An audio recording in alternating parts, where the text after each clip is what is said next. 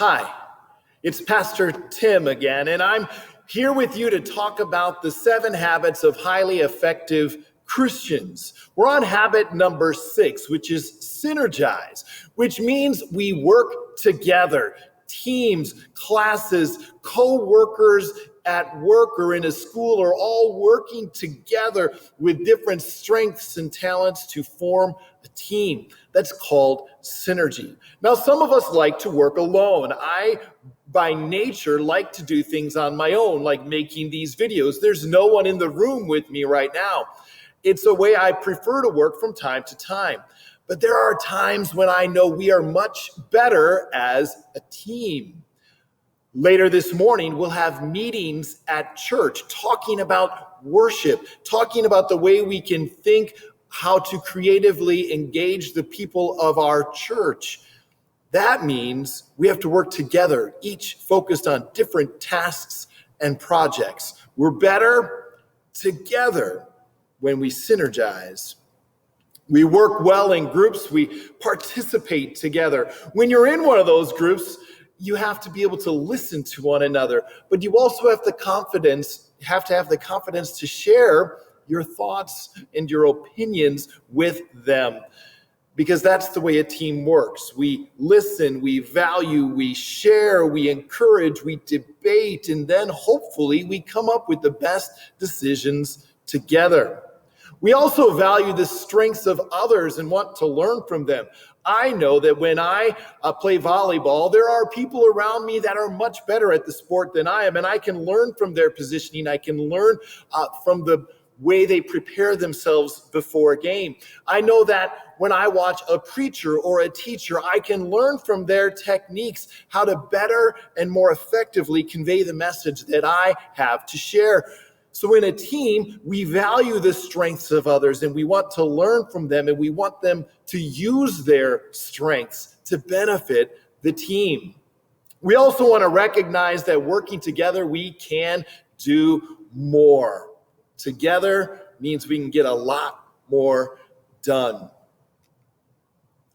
A few years ago, we moved into a house that had a lot of box elder trees. And if you're familiar with box elder trees, they lean a lot. They grow all crazy and wacky in the yard. And sometimes when they get too large and too awkward, the windstorms knock them over. And that's what you see in that picture. There was a tree in our backyard that got knocked over. And of course, it was on a weekend. Of course, it was a busy time in the summer, and I didn't have time to go out and clean up this tree in my backyard. Well, word got out that the tree fell over, and I was in the backyard, and people started asking and texting, hey, can we come over and help you? Hey, we got some guys. And all of a sudden, this team, my youth from church, came over. And they invested an afternoon in helping me clean up a tree that fell down. On my own, it would have taken hours, potentially days, to get that tree out of my yard. But together, we got it done very efficiently and effectively and had a blast doing it at the same time. We got more done working together as a team. It's called collaboration, 2 or more people working together towards shared goals. We have a goal as a team to accomplish something. So a basketball team says our goal is to make the state championship tournament, or our goal is to go to nationals. That's our goal. Together, we want to get there. As a congregation, we want to effectively communicate the gospel of Jesus Christ with as many people as we possibly can so they too might enter his eternal kingdom. That's our goal. We work together to accomplish that, and we are stronger together. This is echoed in the scriptures in the writings of Solomon in the book of Ecclesiastes. He wrote, 2 are better than 1, because they have a good reward for their toil. For if they fall, one will lift up his fellow. But woe to him who is alone, when he falls and has not another to lift him up. Again, if 2 lie together, they keep warm. But how can one keep warm alone? Though a man might prevail against one who is alone, Two will withstand him. A threefold cord is not quickly broken. Solomon, in his wisdom, is teaching us, and God through Solomon, that two are better, that teamwork is important in life. He uses the illustration of warmth. Two can keep each other warm. If someone falls or gets hurt, the other can help them. A cord of three strands is not quickly broken. You can see that rope. It's woven together to make a stronger rope. We have a rope swing in our backyard, and if it was just one simple strand, that would never be strong enough to hold me or my son as we swing back and forth.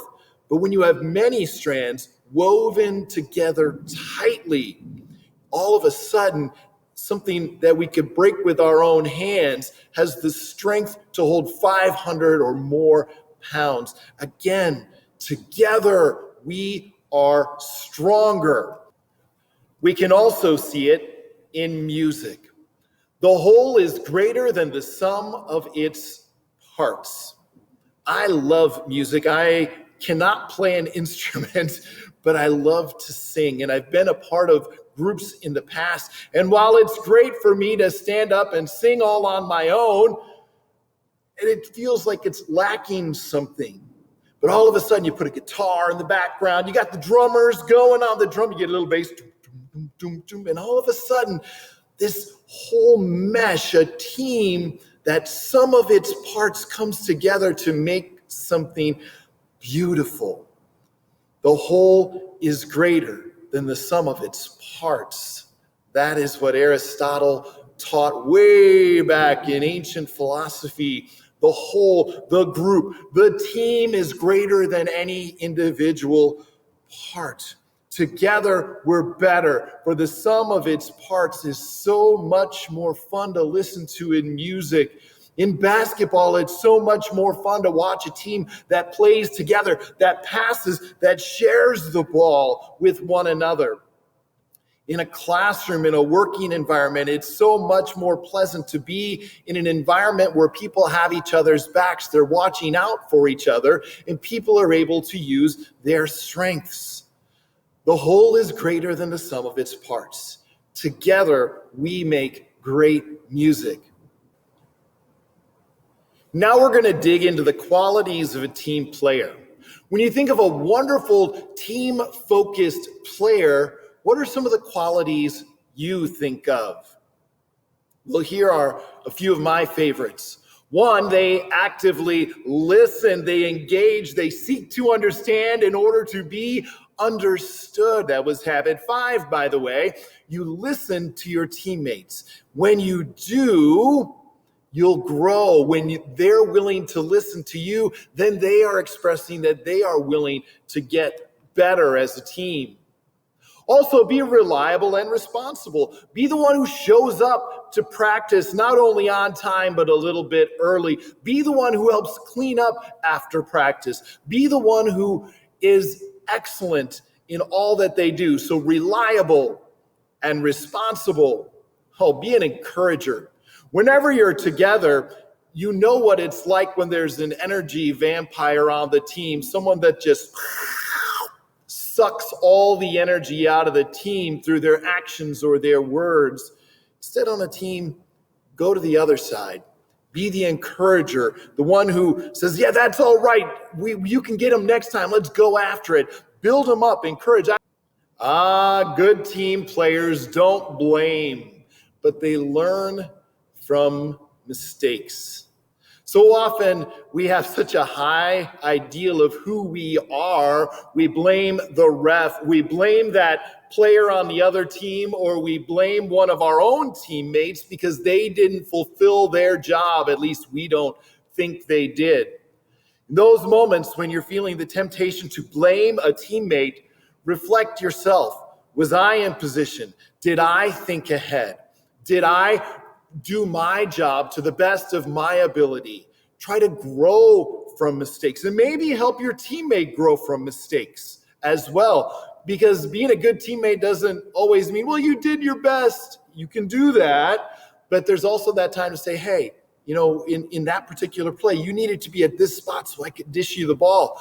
And you can do some coaching in a positive way.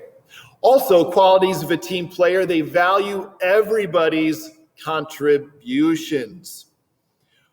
I'm going to use basketball as an example. When I only played through 7th and 8th grade, and I was never, ever in my life the best player. Well, maybe in the backyard with my brother and his friends that were 4 years younger than me then, I was the dominant player in the neighborhood. Thank you. But with my peers, I was never a dominant player.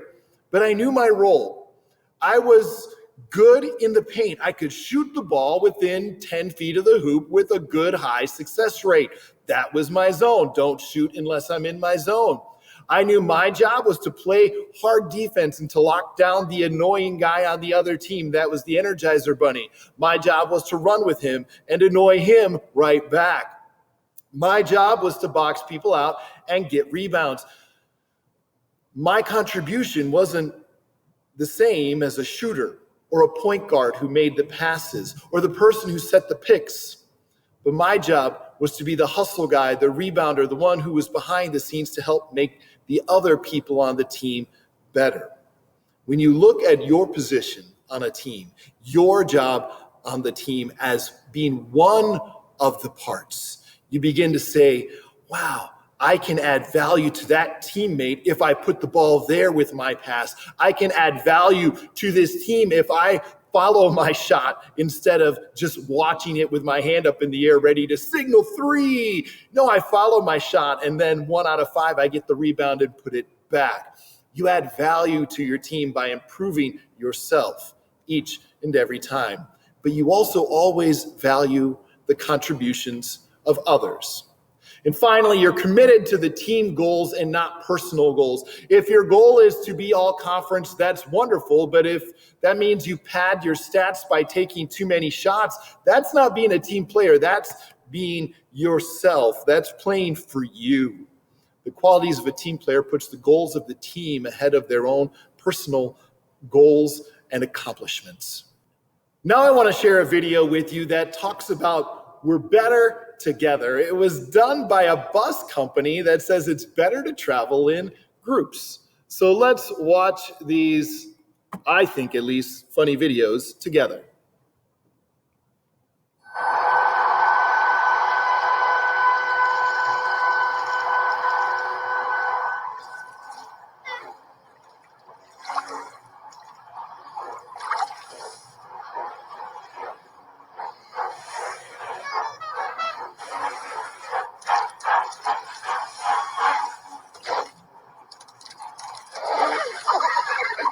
To travel in groups. Take the bus. The land. And there's another one coming up yet.